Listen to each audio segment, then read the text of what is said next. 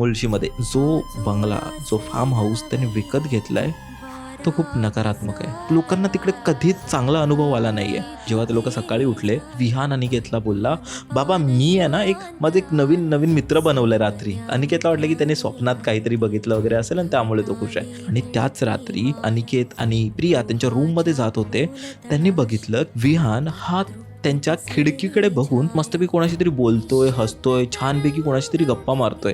तो आत गेला आणि त्याने विचारलं, काय झालं विहान, तू कोणाशी बोलतोयस? तो बोला, अरे हा काय माझा तो मित्र, मी बोललेलो ना तुम्हाला, तो बघा खिडकीतून माझ्याकडे बघतोय, मी त्याच्याशी बोलतोय. तेव्हा अनिकेत त्याला बोलला, आता झोप तू आणि उद्या तुम्ही दोघं मस्तपैकी खेळा. ते बोलून ते लोक झोपले वगैरे. आणि त्याच वेळी आउट ऑफ नो वेअर विहानचा जोरात किंचाळण्याचा आवाज आला. तो त्याच वेगाने खाली पळत आला आणि बाबांना मिठी मारली. बाबांनी विचारलं काय झालं? तेव्हा विहान बोलला की तुम्हाला घेऊन जायला आलेला, तुम्हाला विचारत होता की चल तो मला घेऊन जाईल. बाबा मला इकडून जायचंय, मला इकडे नाही राहायचंय, मला प्लीज. आणि त्यावेळीच त्यांच्या त्या रूममध्ये लाईट फ्लिकर करायला लागले आणि दरवाजा जोरात बंद झाला.